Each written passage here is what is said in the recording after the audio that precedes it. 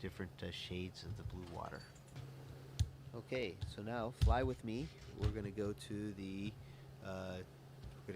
Columbus module.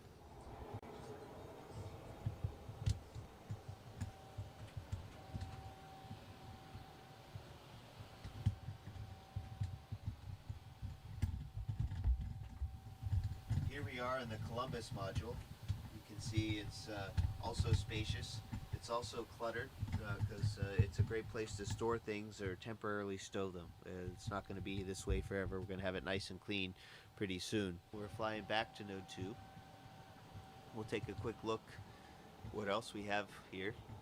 We have my work area. It's a little bit cluttered right now,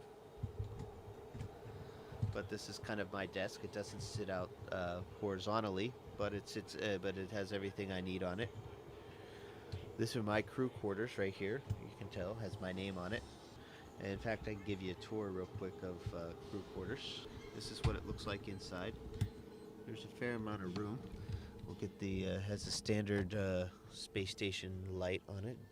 So now we're going in outside.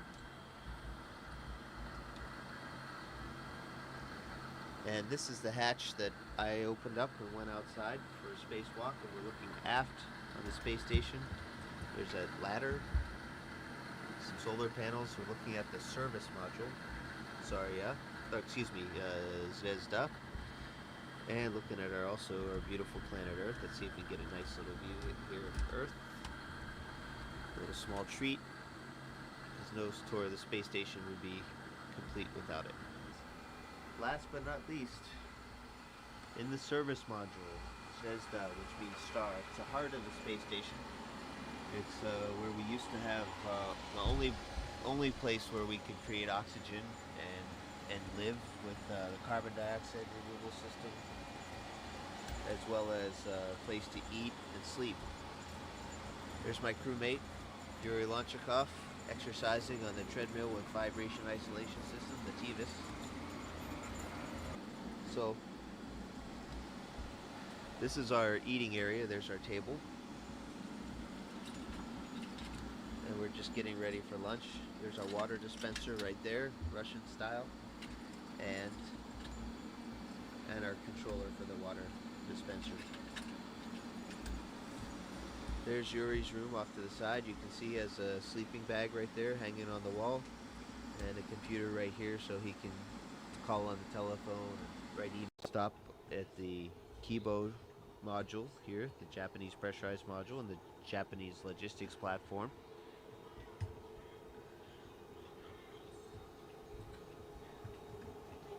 We'll stop back there in a second. We'll take a look in the Columbus module, pride of the European Space Agency, and our pride too. And then you can look down the stack and you can see several other modules, and even into a little bit into the functional cargo block, the FGB, and then the service module. So it's a really big space station that we got. Welcome to Kibo. Please enjoy and relax in this brand new, the most spacious and quietest room in the ISS.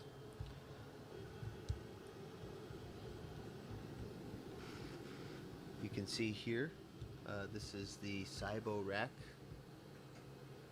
which is for cell biology. And then we have a fluid rack, Urutai. So these are the two main Japanese science racks that are up here now. There's more that are coming. Let's take a quick look out the window before it gets dark outside. We're going around the world every 90 minutes, so we get to see a lot of sunrises and sunsets. Oh my goodness, it's beautiful out there. So this is looking out the port side of the space station, and we're actually also on the front side, so front port side of the space station. And let's take a look what we can see out there. We can see the robot arm I was talking about, the GEM RMS. Those orange things are the solar arrays on the port side. And you can see we have a full set, and 15A STS-119 is going to be bringing up the last solar array on the starboard side. And take a look. There's our beautiful blue planet there. And looking at this and where we are, I'd say we're over South Indian Ocean. You can actually see some icebergs down there. So we're actually probably between um, Africa and Antarctica. You can actually see into the Destiny laboratory headed aft on the space station. And there's my crewmate, Sandy Magnus. She's getting her exercise in for today. This rack is the oxygen generation system, and we have a few too many things on this rack, and we're in the middle of cleaning it off, not to interfere, but you can see oxygen, we're making oxygen, and when we make oxygen, we're breaking down water into hydrogen and oxygen, and the oxygen comes right out here.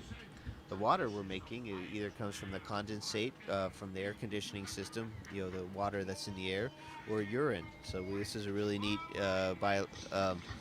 regenerative life support system. And now we're going to go back into one of the first modules, Node 1, which is also called Unity. This is our pond, or wall of water that's down here. We have different kinds of water, and these are called contingency water containers, CWCs.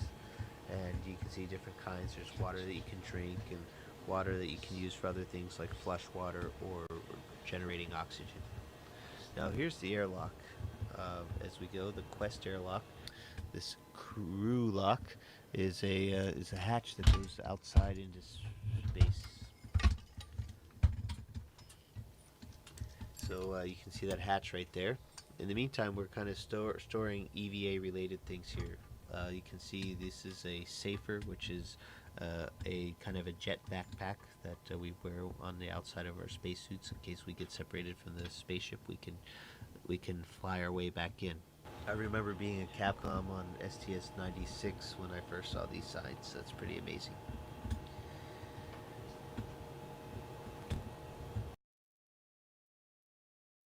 And we're floating into the Russian side of things. First and foremost, we are now in the pressurized adapter part of the functional cargo block. We call it the JAXA, and it's also a docking port down below. As you carefully look down below, you can see the hatches, and inside what you can see in front of us is the docking mechanism for the Soyuz.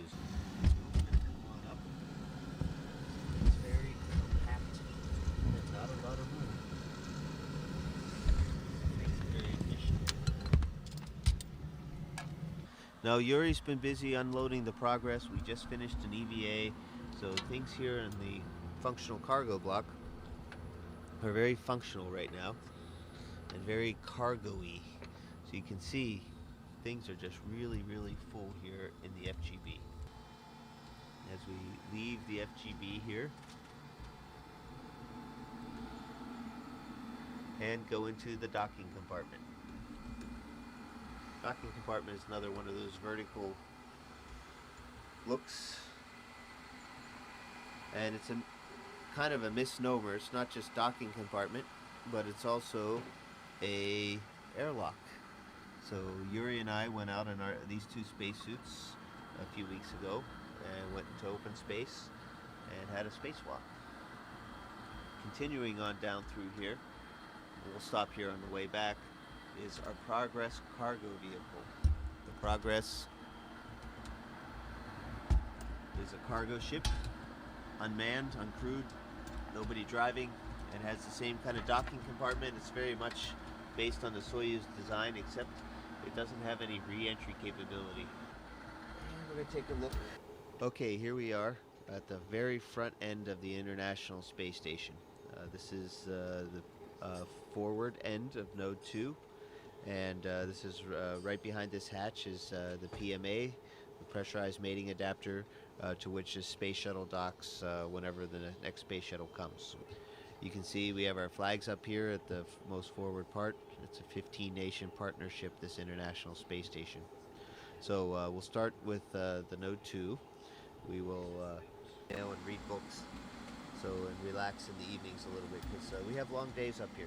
This is a surprise visit that you guys are paying on us today. So things aren't cleaned up, but they're real. This is exactly how we work and live in space. And that'll wrap up the tour. This is the International Space Station.